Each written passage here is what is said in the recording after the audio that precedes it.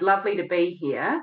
Sorry, I've had to delay my talk a little bit. I've been on my own health journey with some knee surgery at the end of February, and that had my own journey with pain and lack of sleep and everything that goes with that. I'm luckily on the other side of that now, but hence why I'm presenting a little bit later than originally planned. As Wendy did say, yes, at the headache clinic, we treat headache, migraine, and concussion, but there is a vast variety or array of symptoms that go with that. So it's sort of, we have to name ourselves something, but we're not pigeonholed to just headaches. And just to clarify too, there's over 300 different classifications of headache and migraine. So they are all, I won't say weird and wonderful, but they're all different symptoms. So we'll go through a little bit of that today. And yes, I am going to be talking about the manual vagus nerve stimulation, but in order to get to there, I want to explain a bit about the autonomic nervous system, how all the systems sort of link, and then you know why these can have the effect that they have. I think normally with these, you guys, if you've got any questions, type them in the chat and I'll answer them at the end, or you can physically raise a hand, or you can raise a hand on the Zoom. So let's get started. So by the end of the session, ultimately I want you guys to go away with a bit more knowledge of what is the autonomic nervous system, how the vagus nerve can have an effect on that, and how that interacts with the trigeminal system. And that's partly why we can have such the effect that we have. And then at the end, we'll go through some manual techniques to stimulate that vagus nerve, which is going to help you have an effect on your autonomic nervous system and hopefully some of those symptoms, and some nice self-management practical strategies. So the autonomic nervous system, or ANS, basically it controls all your automatic body functions. So these are the functions we don't have to think about. Our body just does this for us, which is pretty jolly amazing, until of course it goes wrong. So it controls our heart rate, it controls our digestion, it controls our breathing rate, and our blood pressure. So by being able to control, and that's just some of them, it also controls our immune system. So numerous different functions that we'll go through. As a basic aspect to that, it then has two arms, so two parts of the autonomic nervous system. So one is the sympathetic nervous system. Now that is your fight or flight system. So that's the system that is going to get you away from danger. So it's going to speed everything up in terms of heart rate and respiratory rate, get blood pumping to where it needs to be so you can run away, so that you can escape, okay? It's not then going to focus on digestion and reproduction, for example. Now, then we have the balance of that, which is our parasympathetic nervous system. Now, that is your rest and digest component of that. So that, obviously, you can see from there, you need a balance of both of these, because we're not wanting to always be running away. That's going to keep us in a heightened state. And that's what ends up being an issue for a lot of people in today's world. So we want to be able to balance with that rest and digest, which will calm the heart rate. It will decrease our respiratory rate. It allows us to digest our food. It allows us to do our normal hormone stuff to reproduce. So as I said, our health really depends on the flexibility between these two. Like, we need to have both, but we need to have a balance. And if there is an imbalance, this can lead to all sorts of symptoms and can lead to a term called dysautonomia. So basically, our body is then not doing that automated function that it needs to be doing. Okay, it gets put into disarray.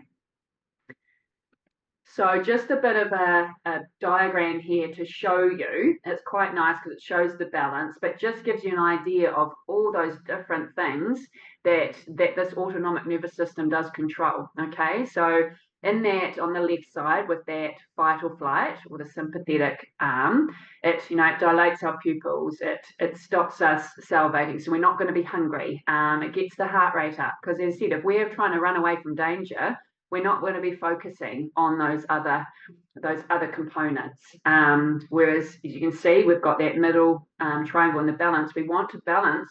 So the parasympathetic nervous system, or that rest and digest, almost does the opposite to that fight or flight. So just think it's that seesaw, it's that balance. And it's okay to seesaw between the two as long as we're not stuck in one for a long period of time. And typically, I haven't really heard of anyone getting stuck in the rest or digest side. It's more we get stuck in that sympathetic side, okay? And a balance of that is called homeostasis.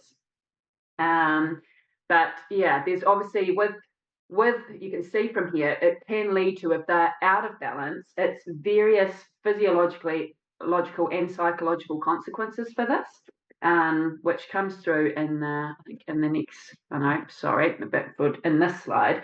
So basically you can, if this is out of balance, it can result in cardiovascular disease. It can result in inflammation. It can also result in depression and anxiety. So they're not all just purely physical signs. They are those psychological signs as well. And that's that through that dysregulation of the stress system, okay?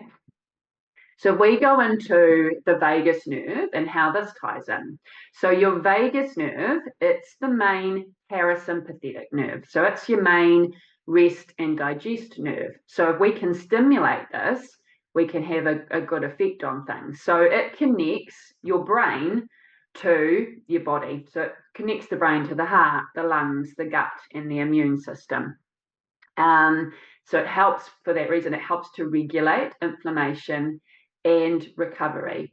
Now it has feedback, there's feedback from top down and down up, but most of the fibers of the vagus nerve carry that sensory information from the body to the brain.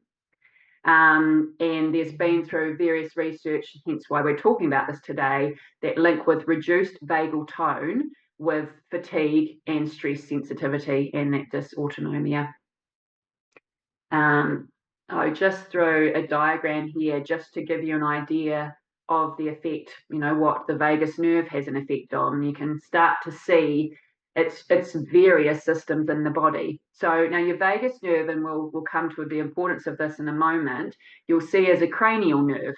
And so that's where we can have effect through what we treat with the neck, because the cranial nerve is cervical nerve. So the vagus nerve, you'll see it can have an effect on swallowing and speech, bronchi in the lungs, so that respiratory rate. It can slow the heart rate. It manages bile release and stimulates digestion. So it really has an effect on our digestion. And there's been that real link, if we're not digesting properly or we don't have good gut health, that has that effect on our immunity and inflammation. And it also controls your gut motility. So that's then proper bowel motions and actually proper waste removal from the body. So just going on, as I said, it's good to get this background, and it'll all tie in a moment. So then what we look at is the trigeminal system, which is what we often directly have an effect on. Now, your trigeminal nerve, it's the main sensory nerve for the face and the head. And as said, it's strongly involved in migraine and headache pathways. And I'll go through why that is in a moment. Mainly it's because it links with the upper cervical spine, which is something that we can manually and safely treat in all ages. Now, the trigeminal cervical nucleus sits in the brainstem, okay? And the vagus nerve and the autonomic nervous system also sit in the brainstem. So this is how they all interact and all connect. And this also, so the trigeminal system can also become sensitized after stress, illness, or concussion. So you're starting to see there gets to be quite a loop here that we can sometimes get stuck in. So going back to, just how this all links in, as I said. So we've got our autonomic nervous system, we've got the vagus nerve, which is that main parasympathetic nerve, and then we have the trigeminal system. Now, all of those systems, all three of those, interact in the brainstem, okay? And the brainstem integrates those signals. So it integrates signals from the body, the neck, and the head, and it's got to make sense of where, if there's danger coming from somewhere, or noxious or painful input, where is that coming from? And sometimes it can muddle that. So the top three levels of the neck feed information directly into that brainstem. And as I said, that's where a lot of our treatment is targeted, and why we can have such an amazing effect on a raft of different symptoms. So it's not just the headache and migraine, it can be some of the symptoms of dysautonomia, and yeah, so dizziness, heart palpitations, anxiety, depression. We've actually had effect on that as well. So it just depends on what the main driver of your symptoms is, or main system that's driving that. So as I said, if that brainstem becomes overloaded, that system can shift into a threat mode, and it becomes sensitized, and that can contribute to, like I said, all sorts of symptoms. So fatigue, dizziness, pain, and sensory overload are just some of those. So just to show that on a picture, so you can see what I'm talking about there. So hopefully you can see my mouse there. So these afferent pathways, afferent means they're the nerves that carry sensory signals towards the brain or the spinal cord. So you can see in here, and this is your brainstem. Okay, so you can see the trigeminal nerve is coming into the brainstem. Vagus nerve is also coming into the brainstem here, and this is other nerves here as well, just to show these other nerves that are coming into the brainstem too. But you'll see the vagus nerve is one of the main ones here. So the efferent ones are then the body feeding back to the brainstem. So you'll see we've got the heart coming in, we've got the stomach coming in, the spleen, different muscles here, and the lungs. So like I said, there's feedback out and there's feedback in, and that's why we can have effect from treating something centrally or treating something peripherally, which will come up in the manual techniques. So to next one. So let's talk about why we're trying to stimulate the vagus nerve. Is often what people get stuck in is a sympathetic dominance. So sympathetic, remember, that's that fight or flight. They get stuck in that scenario, and it's not through any fault of anybody's. It's the body is perceiving a threat that's not there, and it starts to respond basically incorrectly or over the top response to normal stimulus. So basically with that, your body remains in a prolonged stress response, and that can be where it causes all these symptoms, where you've got constant inflammation, your immunity is not good, your heart rate's up high all the time, your respiratory rate is up high all the time. So it doesn't allow for just those normal daily functions to happen. So yes, there's common symptoms with that, which can be the fatigue. There can be headaches with that, and the migraines. There's the poor sleep that comes from that, because if our body feels like it's in danger, it won't let us rest, it won't let us sleep. So it goes back to evolution and survival, basically. And then the dizziness and the POTS can come into that too, and I said that whole sensory overload, and potentially this is very familiar for a few of you or all of you listening to this. So it has been shown through different studies with the particular studies with the MECFS group. There's evidence of the autonomic nervous system dysfunction through altered cardiac regulation. So they've done all sorts of different measures, but that was a big one. There were different heart rates and different heart measures in that population, so showing or indicating that there isn't as much vagal nerve tone, and it's more stuck in that sympathetic dominance. So clinical implications for what we're going to go through. So next slide, we're going to start on some of these manual techniques. So the goal with it's not just relaxation. So I think a lot of, potentially this will sound familiar for you guys. I know it is for a lot of my patients. They'll come in and they've seen various people and they'll just say, oh, you're stressed. Okay, and so it's not just, and they might go, well, relax. It's not as simple as that. The body is actually perceiving that it's actually in danger. So we've got to give it different signals to say, actually, you're okay. So the aim is to improve the adaptability of that autonomic nervous system, and therefore reducing sensitivity. So some of the strategies that we'll go through, and they can include for different people. Yes, there can be that pacing and that energy management. Now that's important.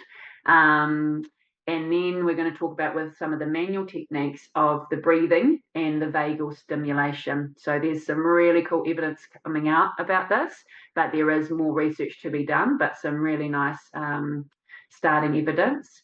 Where we come in with the cervical spine treatment, because we're approaching it from that trigeminal system more. Sleep and nutrition support. So interestingly with this, as you can see from some of the slides, if you're getting, a lot of these have got to be like a holistic approach, a wraparound approach. It's not often that it's just one of these. One of these can often have, you know, a more significant effect than another, depending how what's driving your symptoms. But generally, it's trying to look at all of these to a certain extent. So as you can see, if you're still stuck in fight or flight and you're trying to work on your sleep and your nutrition, your body's not doing that rest and digest bit. So it's not going to be able to necessarily get that nutrition until you address that aspect.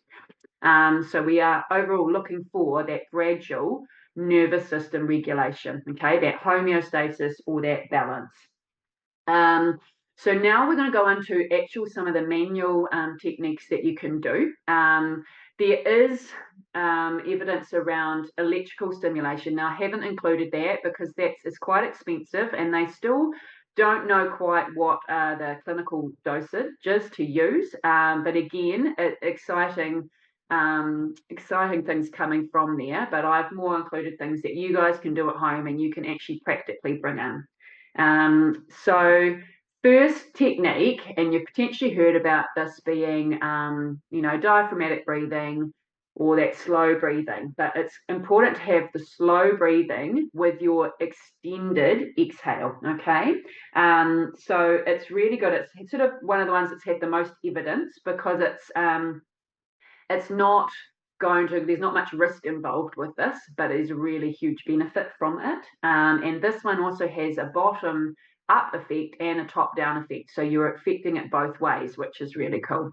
So this is like a rough guide of the technique, but basically you want to think, you can have a practice at doing it now if you want, is think inhale for 3 to 4 seconds. And why it's that variation is I don't want you to suddenly stop your breath, because then that's not going to feel, you're not going to be able to get a pattern with that. But then make sure your exhale is within that 5 to 8 seconds. So it's longer than your inhale.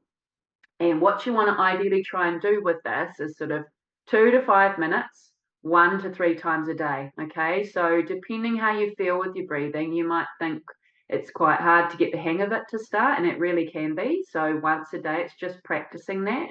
But the more you do it, the easier that's going to get.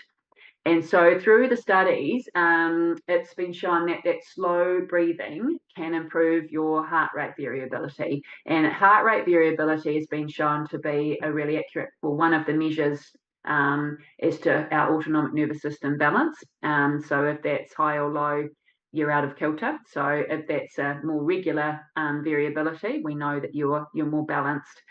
So it supports that parasympathetic rest digest and that vagal regulation, and also may reduce anxiety and autonomic arousal. So one of the studies in particular that I read was quite interesting. They basically had a group of patients, so all ages, and they all had anxiety. So they took a measure to start. They got them to do breathing, so the slow breathing with the extended exhale for 5 minutes, and then retested them on the anxiety scale. All of them had an improvement in their anxiety, and that's just with 5 minutes. What was really interesting from this study is it did show that the older age group, it had a more significant effect. And their suggestion was potentially the older you are, you have more of an advanced emotional development. Obviously, that's individual, but it's just really cool to know that sometimes I think as people get older, they'll often say, well, there's less we can do for you, but actually it shows that in this case, it's actually even more effective. So I thought that was a pretty cool takeaway from that one. Just another sort of breathing technique that you can use is a sigh. So this can be used as more a quick technique if you find you're almost going into a panic attack. There's a huge amount of anxiety, or something's really, really happening, you do 2 inhales. So you almost top up your breath, and then you have 1 long exhale. Okay. Now you don't want to do a heap of this because it's quite a quick sort of technique. 1 to 3 repetitions just during overload or stress, or a period when you're like, geez, I really need to calm down quickly. So the studies have shown again improved mood with this, and reduced respiratory rate, so breathing rate coming down, and useful, as I said, for that rapid down regulation. Okay, so really nice quick technique that you can use and easy to take wherever you go. Cold face stimulation. I think a few of you have probably heard about this one, and technique of this one is cold cloth to the face for 10 to 20 seconds, or splashing cold water on your face to 10 to 20 seconds. Okay, now you want to, there's also that, you might have heard about cold plunging and that whole body immersion. Yes, that's that same technique here, but that for some people it can be too much, and it can actually be unhelpful for dysautonomia. Okay, so definitely safer to start with this component. So how this works is, we talked about the trigeminal nerve and how it supplies, it's the main nerve of the face and head. So what you're doing here is you're stimulating the trigeminal nerve through that cold water or cloth onto the face, and then that goes in and stimulates the vagus nerve, and so it then has that effect on the heightening the parasympathetic nervous system through that way. I'm just trying to think on there. They have, what was interesting, so here, one of the studies, it talked about this being a really nice way to stop people getting into a chronic stress pattern. So a study of this one, they just had a normal cohort, basically. There wasn't any symptoms involved in it. They exposed everyone to what's called a Montreal imaging stress task. So they all went through that stress task. So they were measured through heart rate and cortisol levels. So levels of fight or flight. And they then got everyone, half of them got the cold water to the face, and the other half didn't. And what it showed, those that used the cold water to the face, they had a much better recovery and significant difference in their heart rate and their cortisol. So showing that they were able to calm the system down actually quite quickly. So thought that this could be, because the good thing with this is we all have stress. The big one is that we can balance it back out and it doesn't end up being chronic. So this was a nice way that if people are feeling stressed, they can use this and then calm it down so it's not getting in a chronic sort of cycle. The other thing from that study, another study just was interesting. This talks about it to the face, but it also talked about it being quite beneficial to the neck as well. So potentially, if you don't like the water on the face, you could actually do the same thing to your neck. Now, the humming and chanting, this is why showing you with the vagus nerve, you remember it was involved with swallowing and talking. So thought that if we can stimulate it through that component, we're going to, again, have an effect. Now, you want this to be just nice, gentle humming during the exhale, okay? You want it to be quiet and easy. It's not meant to feel like you're getting breathless, okay? So it's just doesn't have to be too hard. And repeating that sort of, for 30 to 60 seconds. So with that, that's not your whole exhale being 30 to 60 seconds, but just doing your normal breathing with a hum on your exhale for, half a minute to a minute, and repeating that 2 to 3 times. So this has also, again, been shown in some studies to improve that heart rate variability, as we said was a good measure. And it combines that, so that prolonged exhale, which we found with the slow breathing. So you can potentially do this with the slow breathing. Once you get the hang of the slow breathing with the long exhale, you could add humming to the end of that. So it just brings in another way to stimulate that vagus nerve.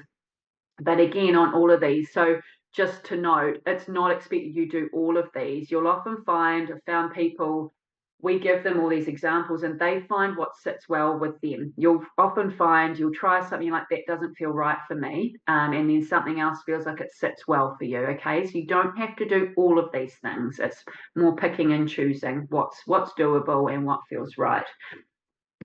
So another way with the breathing techniques, because breathing, it's as I said, it's non-invasive and relatively easy. So nasal breathing is another nice way just to calm everything down. So it's just using this when tolerated, just quiet nasal breathing, because often what you'll find, and especially if we're really exercising, we do need to breathe through our mouth because we need more air to pump the blood around at our heart rate. It always that whole getting everything prepared to run.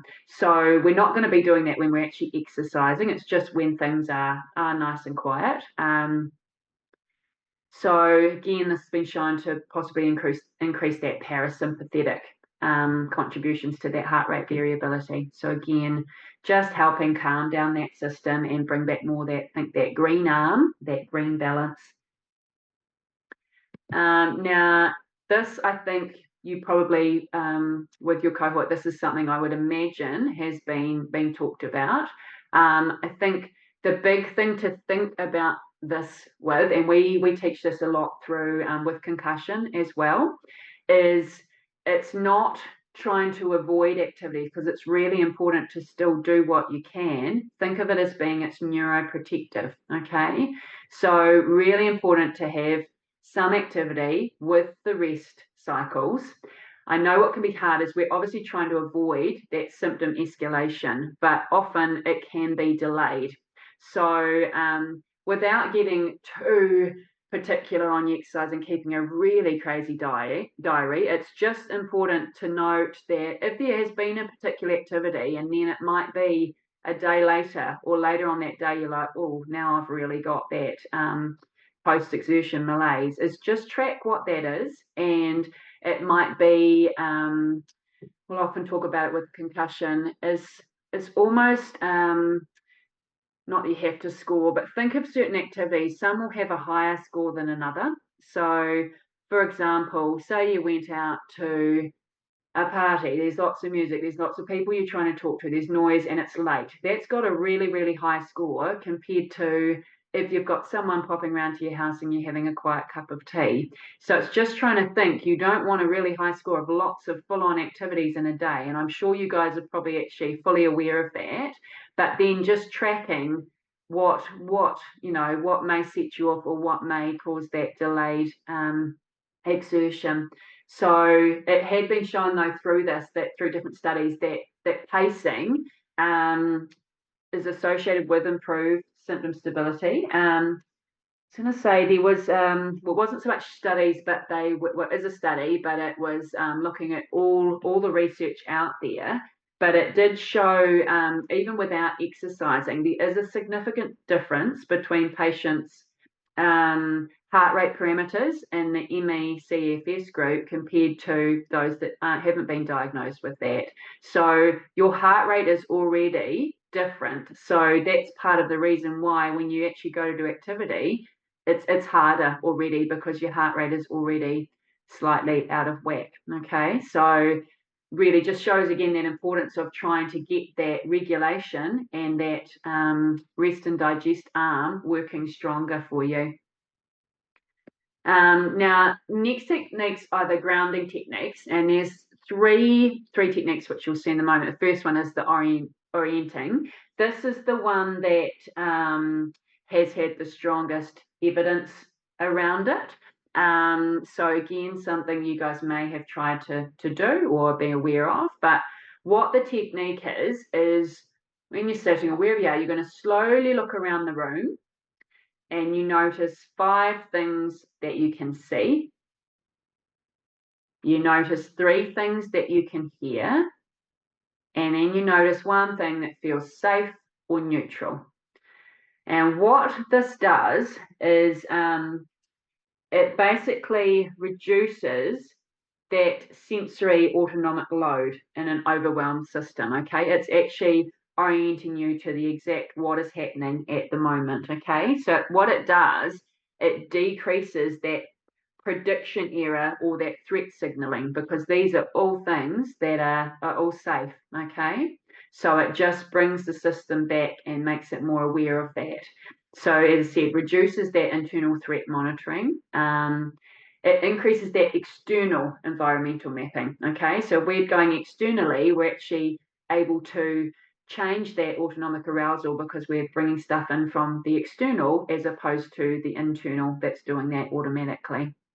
So really nice, easy thing you can do. Don't panic if you think, geez, I can't remember how many things I was meant to see or how many things I was meant to hear. It's a guide. The main thing is that you're making your body aware of what's happening there.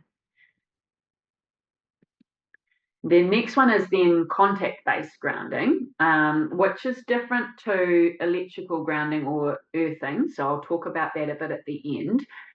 So this is more looking at what your body's in contact with. So it can be really helpful. And again, if you guys are sitting, you can try this a little bit at the moment. If your feet are on the floor, just feeling what that feels like. Have you got socks on? Have you not got socks on and your feet are on the carpet or they're on the cold floor? Just feeling that sense, bringing in the sensory of that. And then if your back is against the chair or your bottom is obviously on the chair, sometimes your back is and sometimes it isn't, but feeling what that feels like, becoming aware of what you're feeling. Is that the pressure on the chair? Can you feel the clothing that you're wearing? Again, just bringing in that external input. You might have, I can see someone here's got a blanket on, so feeling that blanket pressure on you or anything else that you've got on you. The warmth of your hands, or if you're me, you have cold hands, so mine are not that warm, but say you've got a cup of tea or something like that, it can be quite good. You sit down, you hang on to your cup of tea as long as it's not too hot and feel the warmth from that. So again, it's predictable somatosensory input, okay? And then it can reduce that autonomic uncertainty. So it's predictable, easy to feel aspects from the environment, and can be really, really useful when you feel that wired but tired feeling or overwhelmed or overstimulated. So quite a nice technique potentially to sit on the side of the bed before you go to bed or as a wind down before you go to bed. Really nice way just to bring everything back and calm everything down. And then the other grounding type effect is your visual grounding.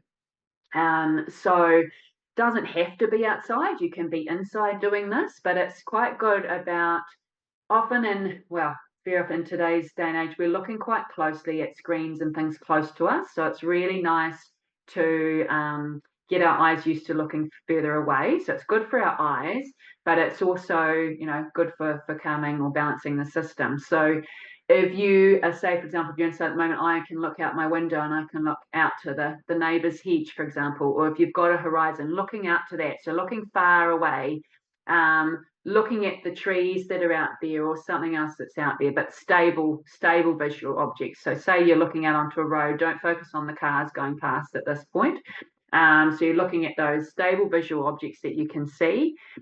And then noticing slow movement. So if there's a bit of a breeze, the leaves moving in the trees or the clouds shifting. So slow movement's okay to focus on. So as I said, it reduces that excessive near focus load that a lot of us have. And for those of you, if you do work computer-based or do computer work, it's quite valuable to do this every so often, is actually stop looking at your screen, look further away, and they sort of have a 20-20-20 rule where you'd go 20 looking far away, 20 near for 20 seconds. So that can be just quite a nice one to use. And so it also reduces with our systems with it talks about visual and vestibular. So we have our visual system, we have our vestibular system, which is our inner ear. That's more our balance state of things. And then we have our cervical system. Those three systems talk very closely, and one can affect the other. So if you're, stabilizing what's happening with the vision, it can help if you do get that dizziness or the body doesn't quite know where it is in space. It helps it to go, okay, that's where that is. That's nice and stable. So it can be effective for that dizzy symptom. And it said for that reason, really relevant for concussion, because concussion can disrupt the visual, vestibular, and cervical systems. Also the migraine and for the MECFS sensory overload. So really nice techniques there. When I said I mentioned about you've potentially heard of, they talk again, and there hasn't been as much evidence around this in terms of electrical grounding or earthing. So that's sort of more walking on the grass outside or being, in contact with the earth. I think a lot of people do report feeling calmer or sleeping better after this, but I suspect if you think about it, if you're out in nature, you're probably actually doing a bit of the visual grounding, and you're probably also going, oh, I can hear those birds or I can see that view. So I think there's probably a combination of a few different aspects of the grounding in there coming into that, as opposed to it just being in touch with the earth alone. But it's definitely not detrimental, and it can be really good to go outside, walk around in bare feet and feel what that feels like, and be aware of if you're on the wet grass or you're on the shingle or you're on nice dry grass, whatever that is. So that's the end of the manual technique. So just in summary, just know your key takeaways. So the autonomic nervous system, it is influenced by constant communication between that vagus nerve, the trigeminal system, the cervical spine, and the brainstem. Okay, so they're all intertwined in there together. So hence why we can have an effect from treating any of those systems. Okay. When that regulation between everything is disrupted, we can get a vast array of symptoms. So they're not limited to, but they can be, as we said, so fatigue, pain, and overload, okay? And it can emerge as part of one interconnected system. So it can be hard to go, oh, it's just this system. So that holistic approach is really effective. But through my experience and through the research, that treatment to the cervical spine and manual vagus nerve stimulation can be beneficial and help to restore that balance. And that's what we're all about. I have included, and I can send these out for those that may want to read. These are just some of the references. I can send through a more comprehensive list if you want to, Wendy or Rose, if you want that for anyone who wants to dig a little bit deeper. You are welcome to those. So I'll be in touch about that side of things. But that is me. But I know a lot of questions often come from this. So I'm opening the floor for questions there now. I'll stop. Right. Well, I actually have a question, to be honest. Yeah. Okay. Oh, here we are. Here we are. We have a question from someone. Are you able to place a thumb into C1 and stimulate the vagus nerve this way? Yeah, so that it's probably, in terms of that, it's not a direct stimulation, but it's that whole intertwining, as we said, of the yes. So we're going to affect through that. We're going to directly affect the brainstem, and remember, the autonomic nervous system comes into the brainstem, and the vagus nerve is part of that brainstem. So it's a top-down effect that absolutely we can have on that. So yes, when we treat the top 3 levels of the spine generally. Often, though, we've been finding more and more that the dysautonomia can come from a little bit lower in the cervical spine, so it can actually be from treatment of C5, 6 as well. But yes, so we have a basically an indirect, it's not a direct, we're not going the vagus nervous position there, but we have an indirect effect on that, absolutely. Yeah, so hopefully that answers that question. And someone else said, thank you so much, it was really informative, and I think you did well explaining all the parts and how they fit together, so that was very, very helpful. Oh, thank you. Yeah, well, it needs to have some context, because there's a lot out there, and if you're on social media, it pops up, there's a lot on the vagus nerve, so I think it's important to know how it can have such an effect on such a vast array of symptoms. Yeah. I actually do have a question, because this is something that I'd heard and I was very interested in, and I have no idea how true it is, but I've heard that if you rub the tragus, this part of your ear here, the front part of your ear lobe that's connected just back from your cheekbone, if you rub that it does have a direct effect on your vagus nerve. And someone I know actually pierced that. They put a piercing in there, and they said it made a huge difference to her forever afterwards. But what do you have any information on that or any research or? Yes, well, do you know what there is? So my colleague Nick he's just been doing some reading of so it's called a daith piercing, and some people, yes, will get that pierced and it can be phenomenal. So again, it depends on where your body's perceiving the threat to be coming from. And so I'm going to forget exactly, there is the brain and the brainstem. I have simplified that down incredibly today. Like there's so many little centers in there, and I'm going to forget the exact name of it. But yes, there is a receptor there that if you get it exactly, and that is the driver of your symptoms, can have a massive effect on symptoms. So yes, some people have that daith piercing. They can then be migraine or headache free. Yeah. So there definitely is a link. It's not it's crazy, but it doesn't work exactly on everyone. It does depend on where your drivers are coming from. Yeah. Okay. Yeah, but I'll see if I can find where Nick got that information from, Wendy, and see if I can get that flipped through to you actually, because I know whether he's put to his own conclusions because he's found there's a receptor in there, or whether there was an actual study, but I'll find that for you. Okay, thank you. That'd be great. And someone has also asked, are there gentle movements that you can do to stimulate the vagus nerve? Gentle movements, as in activity more. I guess. I think, yeah. Well, I think if it's more you're not wanting the gentle movements, I would say is more activity. Yes, okay. Yes, In terms of directly stimulating the vagus nerve, I think movement, if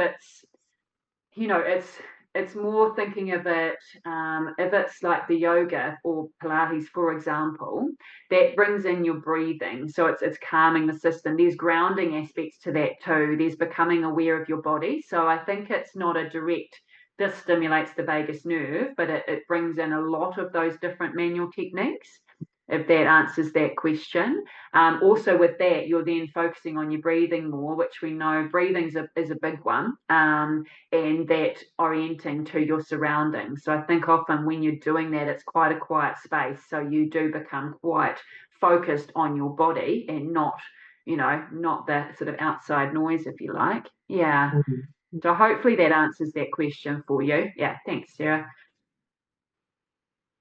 And we've got another question. Is that receptor in the upper ear for the trigeminal pain, which I have permanent pain from? So I guess that person's saying that is the trigeminal pain that she has coming from that receptor in the ear? From memory, I will have to double check. It's not normally not necessarily for trigeminal pain.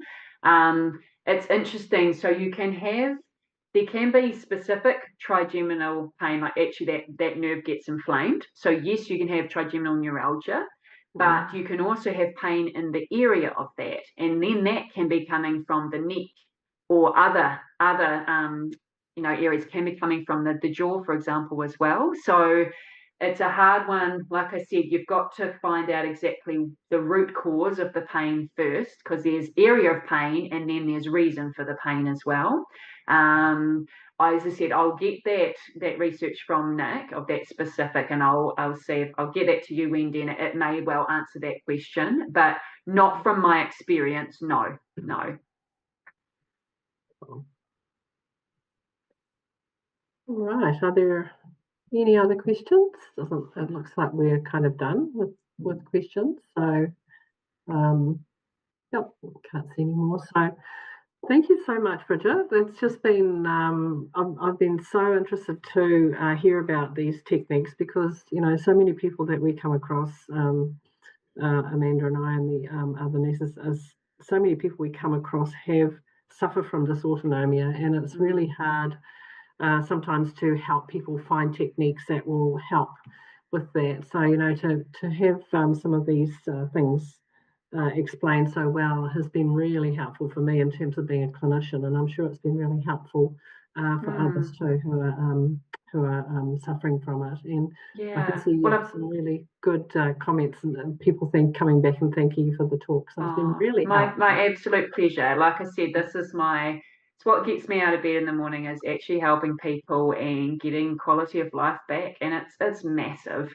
It's massive. One other thing I thought I probably didn't mention, that just a quick takeaway, because we know there's a component of the neck coming in there. A simple thing that you guys can do is just watching what your posture's like, your head position, because actually if you offload your neck by sitting up nice and tall and bringing your head in, that can have a huge difference, because it's offloading through that neck, and that can affect a lot of things as well. So just another easy thing to be able to do, that if you are exercising or doing these activities, also be aware of your posture and your head position. Yeah.